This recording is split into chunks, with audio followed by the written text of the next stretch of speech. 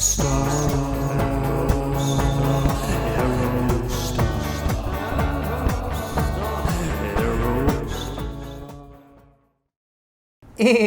welcome back to Janky AF and Year of the Aerostar, episode number 47. We're doing sort of eastern seaboard swing here for user Solid Snake, trying to find them an Aerostar. And I'm focusing sort of on the jankier side of things. You know, now I love a cream puff Aerostar as much as anybody, but I like to see some of these janky Aerostars that are just, you know, beat up, battered survivors, still just hanging on and waiting for someone to come scoop them up and sort of revive them back to a more usable or everyday driver state. You know, these are project cars most likely, but they have a lot of potential, and you know, as time goes on, it just gets more and more likely that these things will be scrapped. So I'm putting out the call, all you Aerostar enthusiasts and project car lovers, you know, come scoop these up before they get taken away for good and save a few Aerostars. So with that, here we have, boy, my patinaed painting black crew neck sweatshirt with red decals on it is going to be just perfect for this one. Here we have a 1992 Ford Aerostar. All right, listed for $11,111. Also, curiously, has 111,111 miles on it.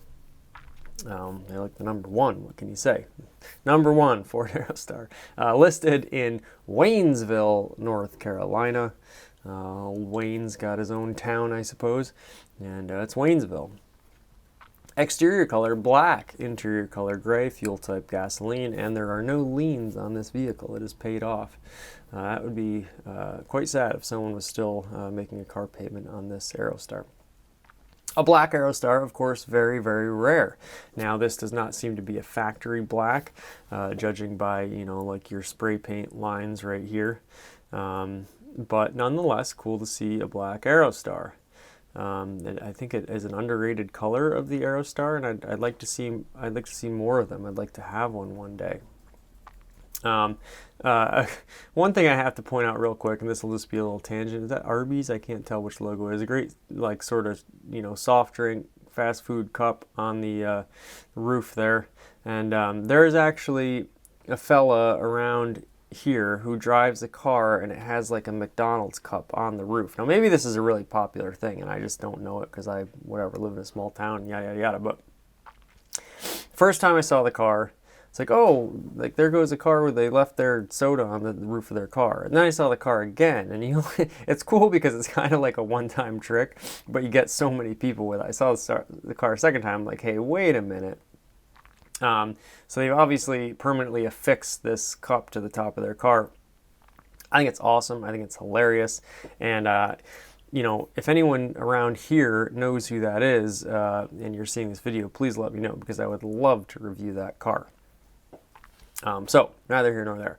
However, you see some great window trim falling down. Looks like your door's not shut all the way, or your back hatch. And we'll get into the jank on this car, but actually it looks like they didn't bother to paint the roof, you know, too much effort, but I actually love the way the red roof looks on the black Aerostar. It just kind of works, you know.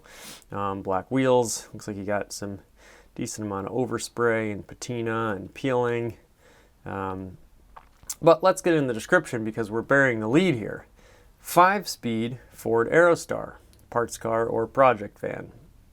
So we have here a manual transmission in the year 1992, so that's pretty cool. And, you know, obviously manual transmissions being much more rare, this really would be an ideal candidate to save. Runs, boy oh boy, well that's half the battle right there, but needs work. Needs slave cylinder and radiator and battery, I know for sure. So it's, as we've said, as many people have said, it's the unknown unknowns that are the things that scare you. We have the the known knowns, but we don't know about the unknown unknowns. Interior is rough, no back seats in back. That's kind of funny that, well, are there back seats in the front? um, oh, I'm sorry. I read it wrong. I just read no seat. It says no seats in back. I read no back seats in back. Funny what the mind does sometimes, very unreliable. Unlike the Ford Aerostar. It has rust and dents. For sale or trade, PM me offers and or questions. I do have the title. Well, that is good because that's another sort of half of the battle. And obviously there are more halves than two in a whole, apparently, as my math is just as bad as my grammar. Whew, all right, a lot here. The biggest issue with this vehicle, quite honestly, which we'll see in a second, is not really the bumpers. You could get that all taken care of. Looks like your radiator is dropping down there. I believe that's not exactly the factory position, especially at that angle. You're missing a headlight bezel, missing it. And it looks like it's even missing not only the bumper cover, but the actual metal bumper. Now maybe they have that, and maybe it was taken off to address the radiator situation here. And it's parked awfully close to this little truck here. A good parking job. It might be difficult to get into the vehicle, however. This is your major issue. A lot of rust, a lot of rot, a lot of corrosion. However, being a unibody chassis here, we'd have to see how bad the actual, structural elements of the frame are, and that does not bode well, this rust here. However, nothing is ever completely beyond saving. That's the beauty of it. Now, you're much more likely to do this work on a, 63 Corvette or, old sort of Jaguar E-Type than you are on a Ford Aerostar. But, maybe we can elevate the Aerostar up into that category. Again, a lot of rust and rot, and luckily they have been, forthcoming with it. But again, maybe your actual components are not that bad. And it's funny because I just saw listed for sale as well some rocker panels and side panels, brand new, OEM, for a Ford Aerostar standard length, not extended. So, maybe you scoop up that deal for a couple $100 and you're on your way. You weld in some new sheet metal, you see what on the frame needs to get addressed, and, back in business with a 5-speed Aerostar. Very rare. And if this mileage is correct, which I'm guessing it's not because of the continual use of the number 1, but maybe it's close, only 100,000 miles or so, then, you really got a nice little project on your hands. Now, when you fix this car up, is it ever going to be worth what you put into it? No, but that's sort of the game. And you put a little sweat equity in it, and you got a nice running van. Interior, obviously rough. This would be a great work vehicle. Or you know what this would be great, and I've always wanted to do? This would be a great track car. This would be a great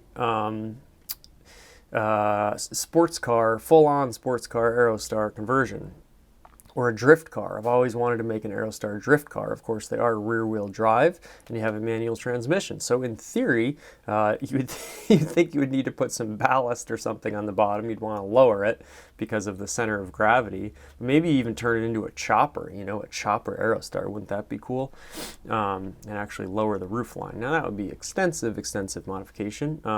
Or there's one person out there that, there's these race series where it's only like open air cars, so they actually converted their Aerostar into a completely roofless open air vehicle. So you could do that with it. That'd take some weight off the top, and maybe you could make this into a drift or a track car. Wouldn't that be so fun to just speed around the track or the drift circle in a Ford Aerostar? I think that'd be fun. And it actually does have a manual handbrake. So, you put a bigger lever on it, all of a sudden, you got quite a special machine. So again, just adding to the versatility and variability of the Ford Aerostar. We just get a very small sneak peek at our shift lever, and of course, as you're sort of, in my 86, it has a different shift lever, and I think they did have 2 separate Mazda transmissions in these, so I'm not sure which one it is, but I have a feeling it's an updated version of the one mine has. Certainly very similar, I'm sure, with your fifth gear overdrive there. So, Very, very cool example here of a very, very janky Ford Aerostar. Go back to the front there.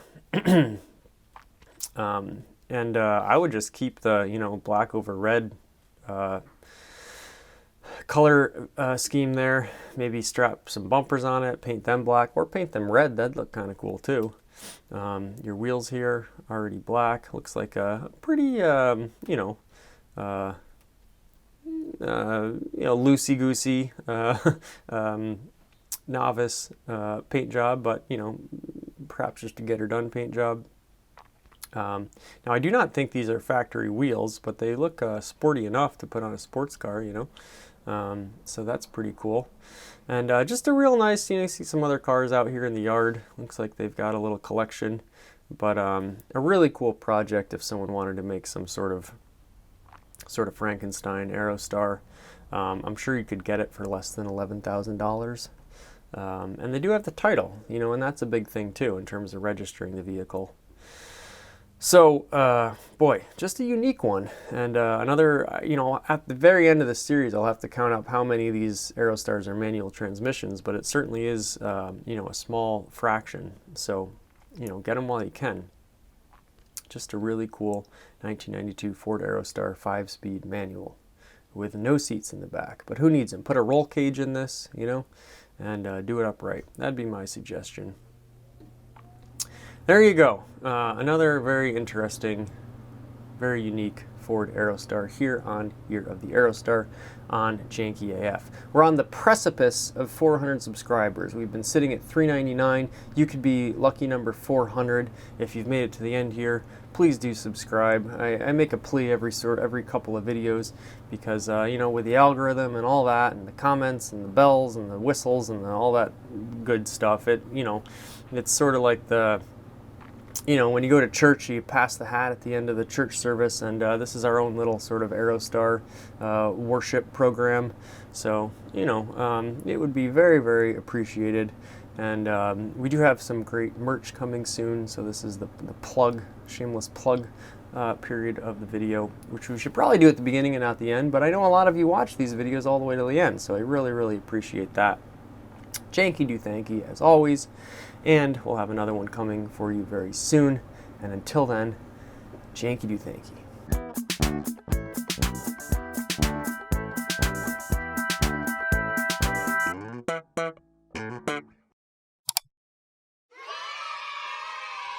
One small step for man,